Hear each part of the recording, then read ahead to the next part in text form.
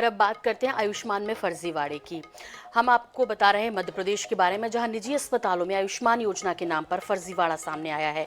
कई निजी अस्पताल इलाज के बाद मरीजों से पैसे भी वसूल रहे हैं और उसका जो बिल है वो आयुष्मान भारत योजना के तहत लगा रहे हैं।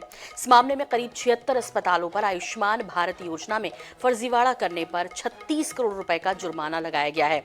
इतना ही नहीं, जिन 373 मरीजों ने आयुष्मान कार्ड होने के बावजूद अतिरिक्त पैसा वसूलने की शिकायतें की थी, उन्हें भी 1,86,00,000 रुपए की राशि लौटाई गई है। तो आयुष्मान में फर्जीवाड़े की खबरें आ रही है। इस योजना के तहत जहां एक तरफ निजी अस्पताल पैसा भी वसूलते हैं मरीजों के परिजनों से और फिर उसका बिल जो है वो आयुष्मान योजना के तहत लगा देते हैं, यानी दोनों तरफ से ये निजी अस्पताल कमा रहे हैं। और जिन लोगों के लिए आयुष्मान भारत योजना शुरू की गई वो परेशान हैं, क्योंकि एक तो उन्हें लाभ नहीं मिल रहा उसका, और दूसरा यदि उनकी आर्थिक स्थिति वैसी नहीं है तो उन्हें सेक्रीफाइस भी करना पड़ रहा है। तो आयुष्मान भारत योजना में फर्जीवाड़े की खबरें। मध्य प्रदेश के कई निजी अस्पतालों में ऐसे कुछ अस्पताल हैं जो कि मरीजों से पैसे भी ले रहे हैं और उसका बिल आयुष्मान भारत योजना के तहत लगा रहे हैं, यानी आम जनता और सरकार दोनों को चूना लगा रहे हैं।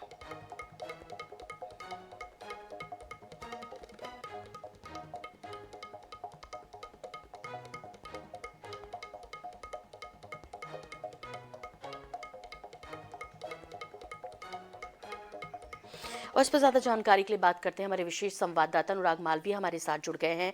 अनुराग जी, आपसे समझना चाहेंगे कि कैसे इतनी हिम्मत कर पा रहे हैं निजी अस्पताल की। एक तरफ तो आम लोगों को लूट रहे हैं जिनके लिए योजना की शुरुआत हुई, दूसरी तरफ सरकार को भी नहीं बख्श रहे।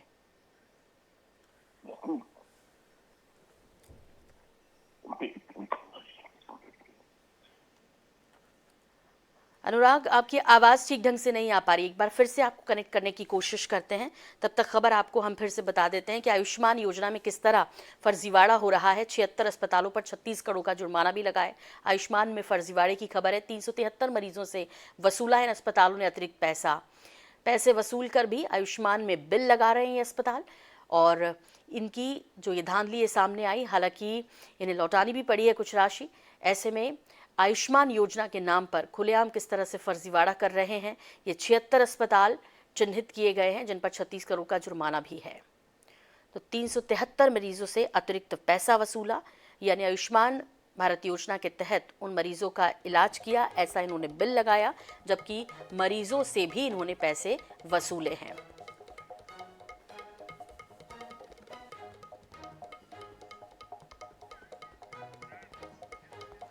और अनुराग मालवीय हमारे विशेष संवाददाता हमारे साथ जुड़ गए हैं। अनुराग जी, कैसे ये संभव हो पा रहा है कि पैसे वसूल कर मरीजों से, मरीजों के परिजनों से, और बिल आयुष्मान योजना के तहत ये जो अस्पताल हैं लगभग 76 जो चिन्हित किए गए हैं, वो सरकार को भी चूना लगा रहे थे और आम लोगों को भी? देखिए, बहुत बड़ी अगर हम देखें तो कहीं ना कहीं ये हिम्मत का काम है। जिस तरह का ये भ्रष्टाचार है, ये हिम्मत का काम है या जिस तरह का ये भ्रष्टाचार है, ये बहुत सारे सवाल खड़ा करता है। क्योंकि उसका सबसे बड़ा कारण ये है कि इन 76 अस्पतालों में कई सारे अस्पताल ऐसे हैं जो अपने आप में काफ़ी नामी अस्पताल है। या वहाँ के स्टाफ की बात करें तो काफ़ी विश्वसनीय डॉक्टर्स वहाँ पर जो हैं हम देखें तो फैकल्टीज़ में शामिल है। लेकिन आश्चर्य की बात यह है कि इस पूरे स्टाफ में जिस तरह की ये पूरी कलाकारी की मैनेजमेंट के साथ मिलके, लेकिन इसमें सवाल ये उठता है कि इस पूरे 76 करोड़ रुपए में जिस तरह का ये पैसा रिलीज़ हुआ, रिलीज़ के बाद में रिफंडिंग हुई, उसमें शिकायतें हुई, मरीजों की तरफ से शिकायतें हुई, कई जगह पे मरीजों को पैसा नहीं मिला, कई जगहों पे उस तरह वो इलाज ही नहीं हुआ जिसका पैसा ले लिया गया।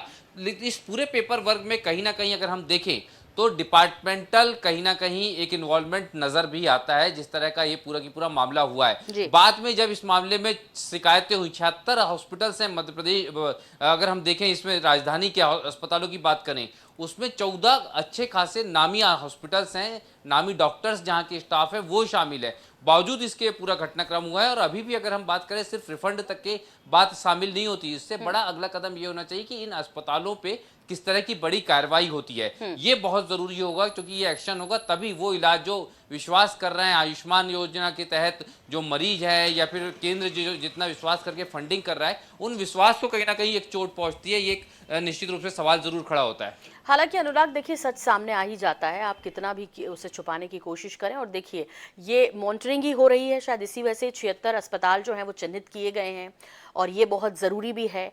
क्या इस सब खबर के बाद और ये 76 अस्पताल चिन्हित किए जाने के बाद ये कार्रवाई तेज़ी से बढ़ी है मध्य प्रदेश में, जो कि बढ़ना भी चाहिए, ताकि और भी जगह जिस तरह से लूट मचा कर रखी है सरकार और आम जनता को लूटने की निजी अस्पतालों में, उन पर सख्ती की जा सके?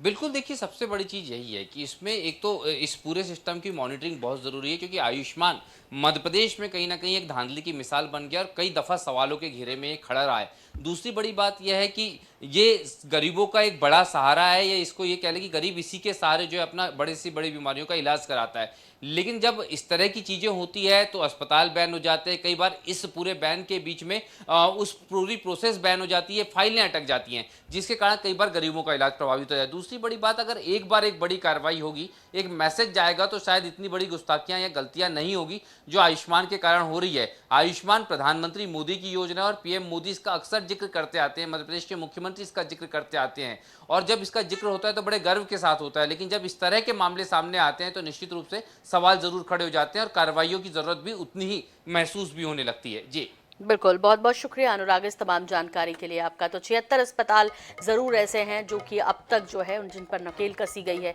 जुर्माना भी लगाया गया है। ये अस्पताल मरीजों से अतिरिक्त पैसा वसूल रहे थे, आयुष्मान भारत योजना के तहत बिल भी लगा रहे थे, नहीं सरकार से भी पैसा ले रहे थे। अब ये चिन्हित किए गए हैं। हालांकि ये कार्रवाई अब तेज़ी से की जा रही है मध्य प्रदेश में, इसी उम्मीद के साथ कि कई बड़े मामले आयुष्मान योजना के फर्जीवाड़े के पहले भी यहाँ पर सामने आ चुके हैं। तो अब कम से कम सख्ती यदि इन निजी अस्पतालों पर की जाए तो शायद लोगों को राहत मिल सके।